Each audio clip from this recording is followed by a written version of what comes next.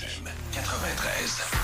C'est la grosse une du Journal de Québec ce matin. Les exterminateurs travaillent d'arrache-pied, particulièrement dans le Vieux-Québec. Je m'excuse pour ceux et celles qui sont un late lunch, là, qui sont encore en train de manger, mais on va parler des punaises de lit. Il y en a de plus en plus à Québec.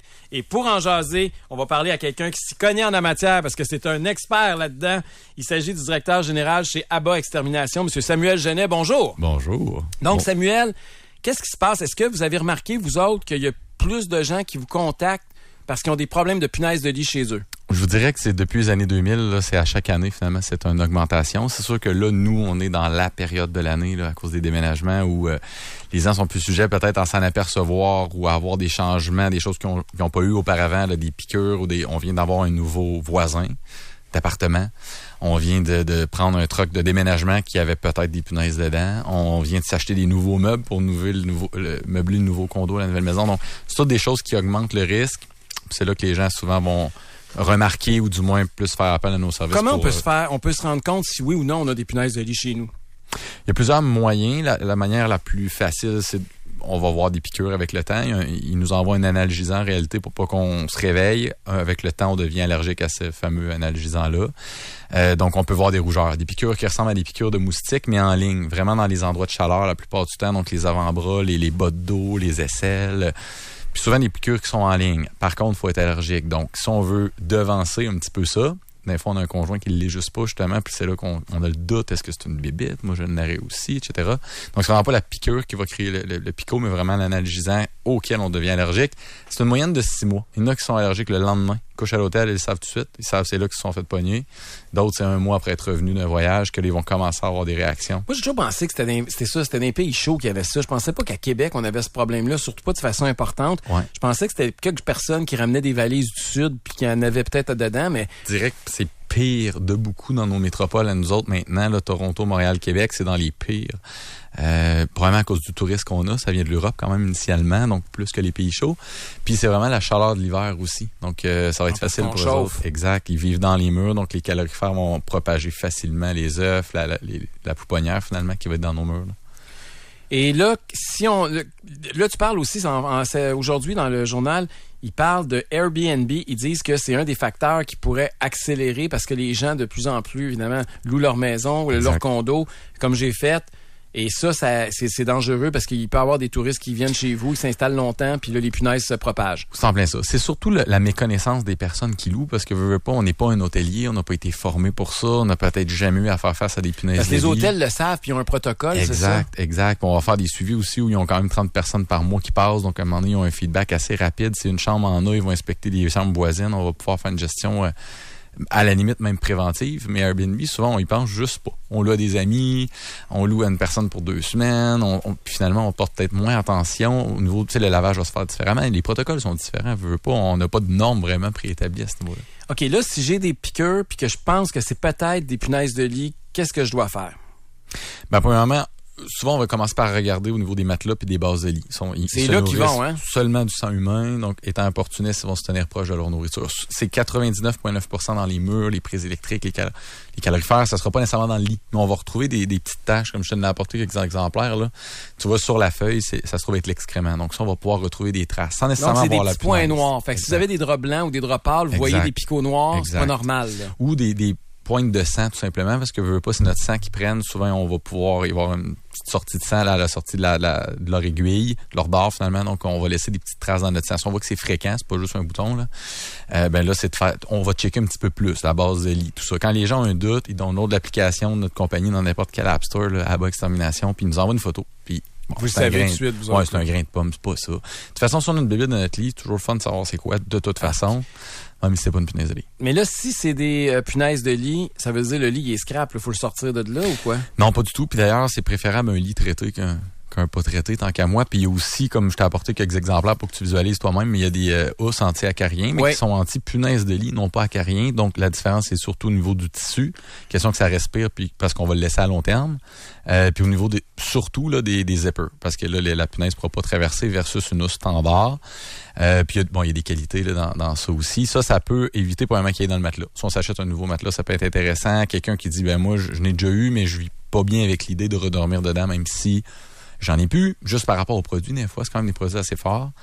Il va falloir faire quand même attention avec ça. Puis maintenant, on travaille beaucoup avec la chaleur, le froid, les thermiques, finalement, là, énormément pour traiter. Du fait qu'ils sont immunisés quand même, là, on parle de 90% des punaises immunisées maintenant, faut travailler différemment. On travaille avec les micro-organismes. Ils sont immunisés, ça veut dire que vous pouvez pas les tuer, là.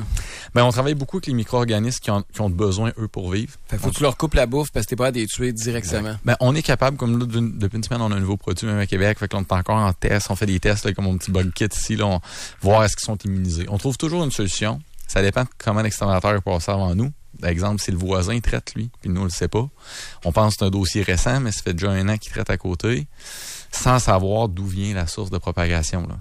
Y a-tu d'autres bestioles qui se promènent dans les maisons, qui a une recrudescence à Québec? Parce que je voyais, tu sais, on entend toutes sortes de rumeurs, là. Il disait qu'il y avait beaucoup de rats à un moment donné à Sainte-Foy, puis après ça, il y a eu des... Qu'est-ce qui se passe? Y a-tu des... Elle va appeler particulièrement sur certains cas ces temps-ci? C'est plus des cas compliqués, je vous dirais. Soit le monde, t'as une belle job cette année, t'as de la job. Non, c'est pas payant cette année, on passe notre temps chez nos clients. C'est compliqué. C'est des années compliquées à cause des météos du Québec. Comme là, c'est les fourmis cette année qui nous ont créé avec le mois de mai, beaucoup de pluie. Très humide. Problématique, 30 degrés d'une shot, beaucoup de naissance d'œufs, manque de nourriture. Je pense que toutes les bébites cherchent la même chose, chauffer, éclairé. C'est nous autres, là. Ben ouais, c'est gratis, c'est à côté de où ils vivent. Fait que l'idée, c'est de pas les tolérer proches, les rendre inconfortables. C'est sûr que les souris, ils notent de plus en plus, ils rentrent de plus en plus à cause des hivers. On a plein de redoux au Québec. Les hivers, des fois, il neige du jour au lendemain, ils n'ont pas le choix de rentrer, ou bien des fois, ça étire jusqu'à fin décembre, comme l'autre année. C'est de l'instabilité. Les bébites, de façon générale, que ce soit des rongeurs ou des insectes, ils réfléchissent pas. C'est un instinct de survie, donc action-réaction. Quand ils peuvent pas calculer, mettre le ref où il fait chaud, le lendemain, il fait 0 parce que la nuit, c'est plus dur de trouver de la stabilité. Nos maisons, c'est extrêmement stable. On prend des fourmis, ils n'ont plus d'oiseaux, ils n'ont plus de mulots quand ils sont en dedans. En tout cas, à moins qu'on ait tout ça en même temps, mais normalement, ils ont la stabilité. On est bâtis en bois, facile pour la fourmi charpentière. Les nouvelles normes d'isolation des maisons avec le styromousse, facile pour les fourmis aussi de s'installer là-dedans. Puis là, on mixe à ça, ben, les gens qui vont s'acheter des condos, de plus en plus de condos à Québec quand même. Fait qu'il y a plus de déménagements aussi. Les ventes de maisons étant en recrudescence, donc ça a fait bouger. Le monde voyage plus qu'avant. Donc, ils ramènent toutes sortes d'affaires. Exactement. Les restos, les cinémas, les avions. On a un cas, là, justement, là, que la personne se faisait manger en Air Canada. Là, son banc était plein de punaises. Le gars est bad lucky, mais il en a apporté peut-être, fait comment de vol, là, que ça dure. Toutes les personnes qui ont été assises dans ces bancs-là, on a emmené dans leur hôtel duquel il y allait. Puis une en donne 30 000. En 6 mois. Mais ça, c'est les calculs qui ont été... Une punaise de lit dans ta maison, après 6 mois, tu peux en avoir 30 000. Oui, à vrai dire, ces calculs-là, il faut toujours comme mettre une bémol. Là, ça, parce c'est dans que... le journal, la matin, page 5. Exact, c'est en plein ça, parce qu'on parle de...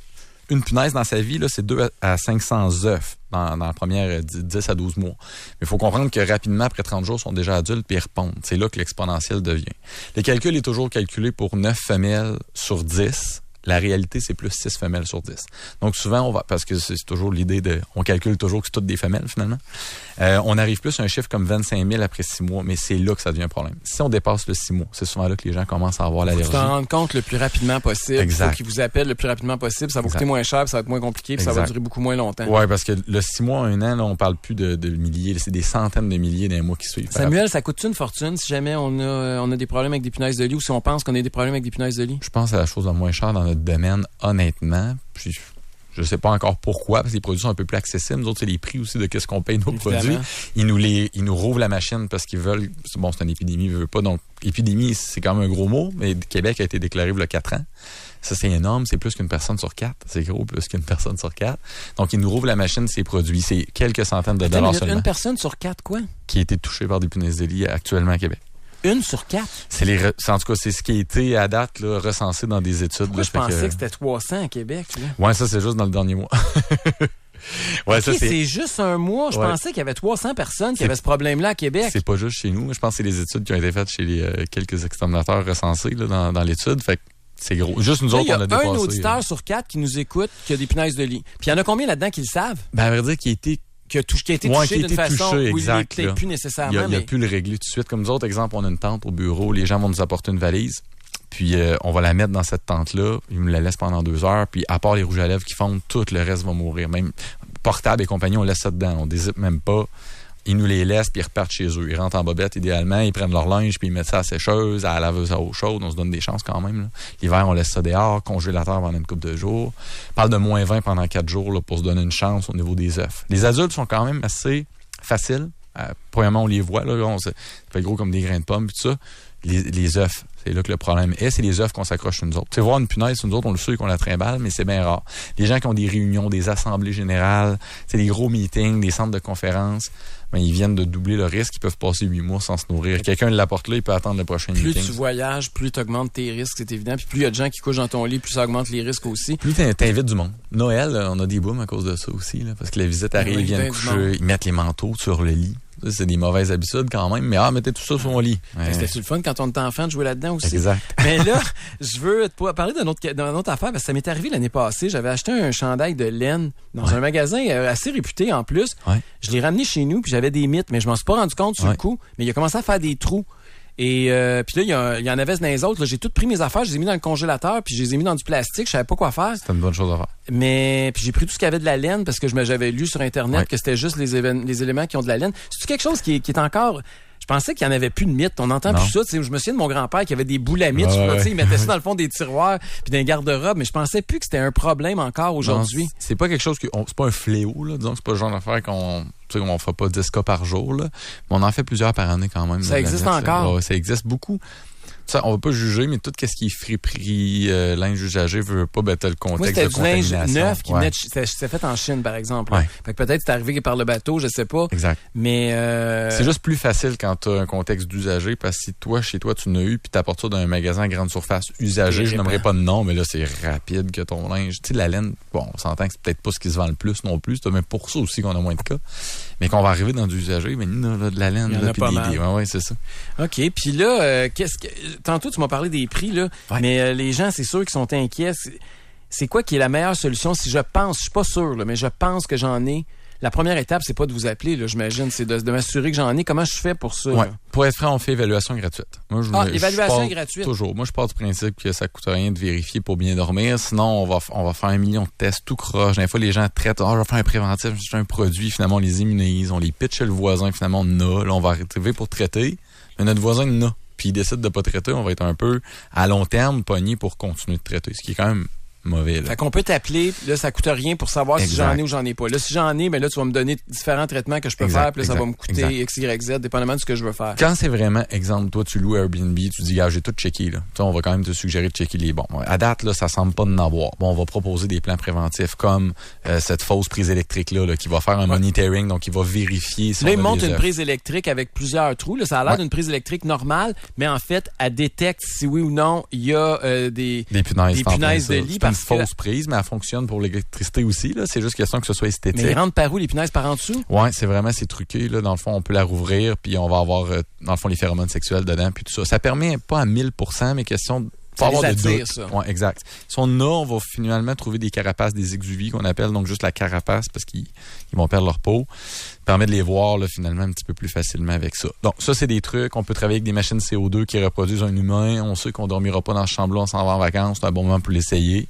Bon, OK, vous mettez une machine dans le lit. Exact. Puis là, la machine, elle va en avoir. On en a des commerciales pour les hôtels. On a les chiens aussi pour les punaises. Tout ça, on utilise ça. Des chiens? Ouais, on a un chien dépisteur. Il se fait piquer, lui?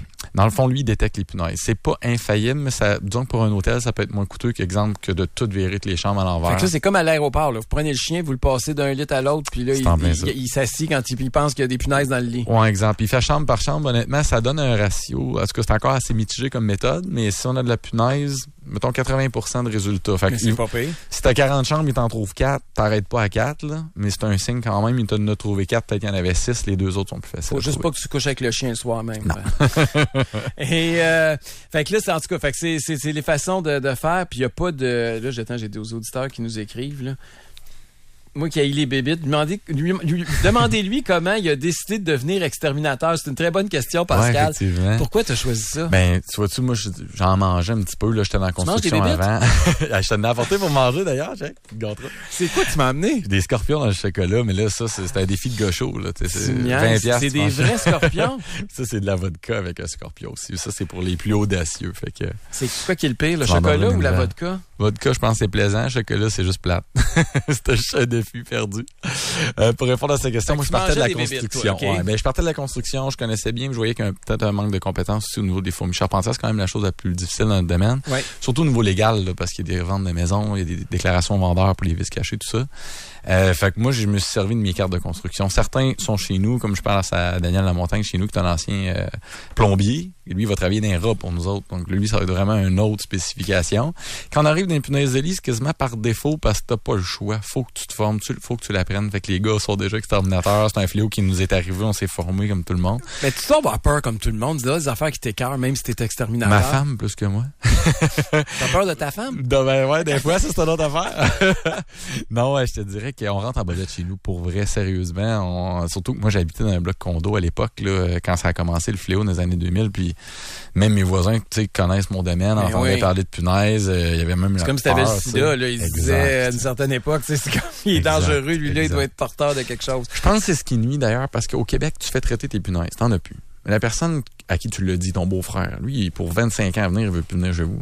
T'sais, même si t'en as plus, c'est que c'est comme un mental qui disparaît comme là, tu jamais. vas capoter, mais depuis que t'es dans le studio, là, ça me pique. Ouais, mais c'est souvent comme ça.